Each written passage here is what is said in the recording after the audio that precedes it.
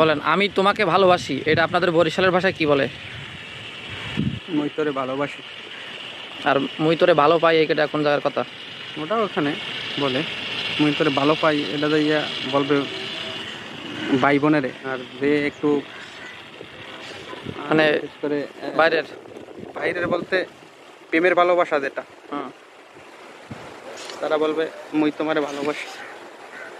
আচ্ছা, আমি তোমার জুতোর বাড়ি মারবো, এটা কিভাবে বলবে ওরা বরিশালের ভাষায়?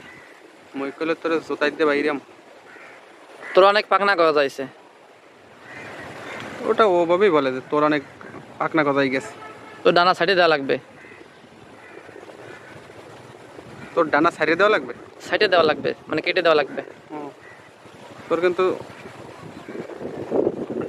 ডানা কাটিয়ে ফেলাবো, কিভাবে বলে? যে এত বাস খাস তাও তো শিক্ষা হয় না, এটা কিভাবে বলবে? এত বাস যায় পাছার মধ্যে, তারপরে সোজাও না কেন? মনু না চান্দু? আর যদি বলে যে ভালো হয়ে জানাইলে কপালে দুঃখ আছে, এটা কিভাবে বলে? মনু ভালো হইলে নয়, কিন্তু কপালে বেশ দুঃখ আছে তোর, তোর অবস্থা কিন্তু ভালো দেখতেছি না। আর দু একটা কথা বলেন যেগুলো আমাদের এখান থেকে আপনাদের অমিল আছে।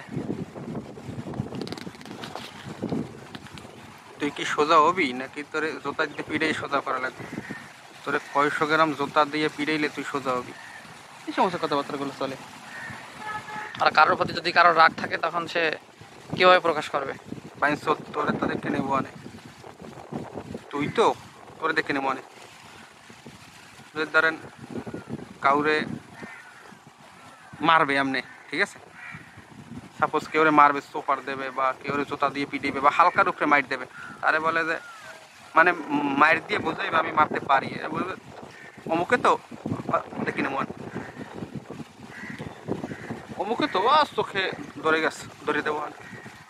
আর যারে একদম পঙ্গুত্ব বানাই দেবে, পঙ্গু, তারে বলে আচ্ছা ঠিক আছে, ওর ব্যাপারটা দেখতে হবে যে কোন জায়গায় কী করা যায়। আচ্ছা ঠিক আছে ভাই, আপনি ছাড়া আমি অসহায়, হ্যাঁ বললে টললে যে কোনো কায়দা একটা সিচুয়েশনে নিয়ে যাবে, বুঝতে পারছেন?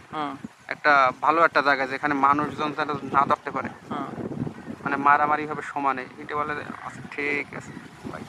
একদম নিরিবিলি যারা কাজ করে তাদের যে খুব ভয়ঙ্কর লাগে, আর যারা এমনি খুব উত্তেজিত হয়ে যায় তারা মানে 2-5টা থাপ্পড় থাপ্পড় দিয়ে ছেড়ে দেবে, বুঝতে পারেন? আর যদি ধরেন যে আপনার এইভাবে বিলের ভিতরে নিয়ে আসে কেউ পক দিয়ে, তাহলে মনে করবেন যে আপনার কপালে শনি, 12টা বেজে গেছে। কপালে শনির দশা। আপনার 12টা বাজা মানেই আপনার বিলের দিকে নিয়ে আসতে হবে, মানে আপনার লোক চক্কর আড়ালে কোনো লোকজনের মাঝখানে ধরা যাবে না, কারণ তারা তো আপনারে ধরবে।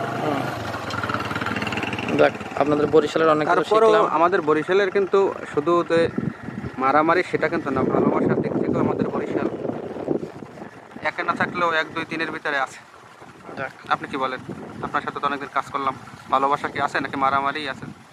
এখনো ভালোবাসা খুঁজে পাইনি, হতে পারে, খালি মারামারি খুঁজে পাই।